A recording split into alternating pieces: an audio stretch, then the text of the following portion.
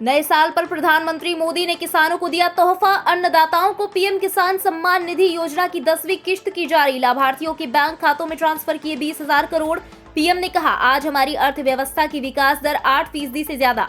PM किसान सम्मान निधि भारत के किसानों का बहुत बड़ा संबल बनी है। हर बार हर किस्त समय से हर साल हजारों करोड़ रुपए का ट्रांसफर बिना किसी बिचौलिए के, बिना किसी कमीशन के। पहले कोई कल्पना भी नहीं कर सकता था कि भारत में ऐसा भी हो सकता है। आज की राशि को मिला दें तो किसान सम्मान निधि के तहत किसानों के खाते में 1,80,000 करोड़ रुपए से ज्यादा ट्रांसफर हो चुके हैं। छोटे किसान इस राशि में से अच्छी क्वालिटी के बीज खरीद रहे हैं, अच्छी खाद और उपकरणों का इस्तेमाल कर रहे हैं। प्रधानमंत्री नरेंद्र मोदी ने पीएम किसान योजना की 10वीं किश्त जारी करते हुए कहा, भारत में बुनियादी ढांचे के निर्माण की गति को नई धार देने जा रहे हैं गति शक्ति। पीएम गति शक्ति नेशनल मास्टर प्लान देश में इंफ्रास्ट्रक्चर निर्माण की गति को नई धार देने वाला है।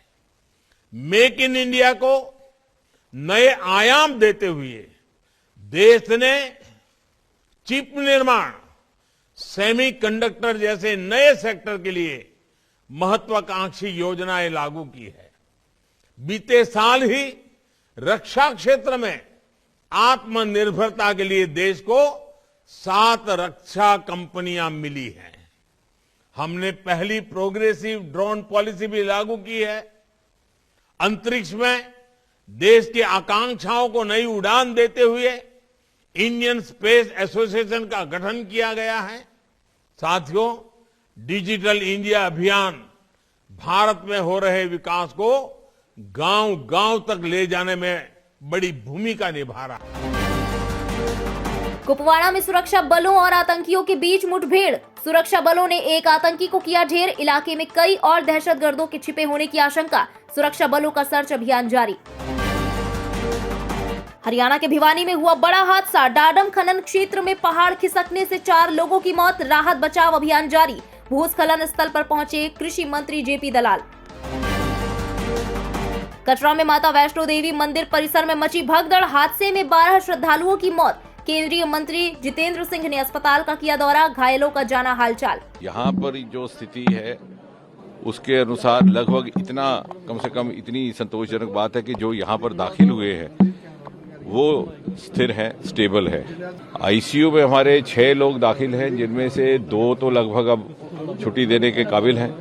दूसरे 4 उनको थोड़ी सी कन्वर्शंस हुई थी, सीजर्स हुई थी।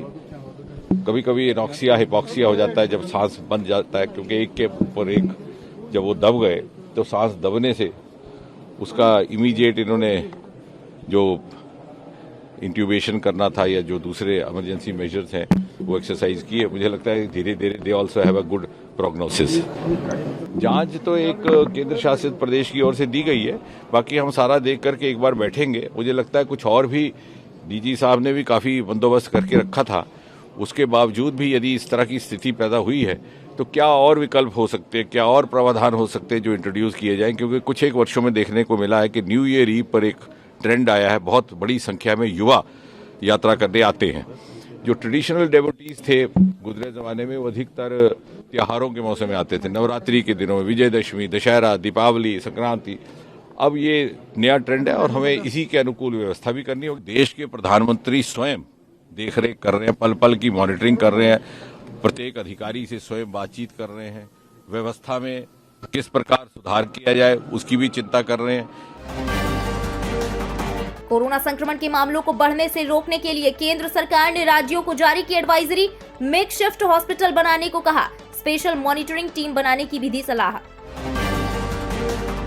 सीएम योगी आदित्यनाथ ने टीम 9 के अधिकारियों के साथ की कोविड-19 की समीक्षा बैठक, राज्य में मौजूदा कोविड-19 स्थिति के संबंध में की चर्चा, दिए दिशा निर्देश। यूपी में ओमिक्रॉन के मामलों की संख्या हुई कुल 8। पीएम पुष्कर सिंह धामी ने छात्रों को दिया न्यू ईयर गिफ्ट। 2,75,000 छात्रों को बांटे मुफ्त मोबाइल फोन और टैबलेट। कोरोना महामारी के समय में हमने देखा, मैंने बहुत नज़दीक से देखा कि हमारे बहुत सारे बच्चे जो पढ़ना चाहते थे, ऑनलाइन क्लासेस करना चाहते थे, उनके पास टैबलेट नहीं होने के कारण से वो उन ऑनलाइन कक्षाओं में शामिल नहीं हो पाए। उसको देखते हुए हमने निर्णय लिया था कि सभी बच्चों को 10वीं और 12वीं के हम सबको टैबलेट उपलब्ध करवाएंगे। मध्य प्रदेश के मुख्यमंत्री शिवराज सिंह चौहान ने महाराष्ट्र के अहमदनगर में शिरडी साईं बाबा मंदिर में की पूजा अर्चना। नए साल के पहले दिन भगवान साईं का लिया आशीर्वाद। दुनिया भर में कोरोना के नए वेरिएंट ओमिक्रॉन की दहशत। भारत ने अफगानिस्तान को मानवीय सहायता के रूप में भेजी 5 लाख को वैक्सीन की खुराक। काबुल के इंदिरा गांधी चिल्ड्रन हॉस्पिटल को सौंपे गए टीके। इसी के साथ इस वक्त की टॉप 10 खबरों में बस इतना ही। देश और दुनिया की बाकी तमाम खबरों के लिए सब्सक्राइब करें इंडिया पब्लिक खबर के YouTube चैनल को। वीडियो को लाइक करें और ज्यादा से ज्यादा शेयर करें।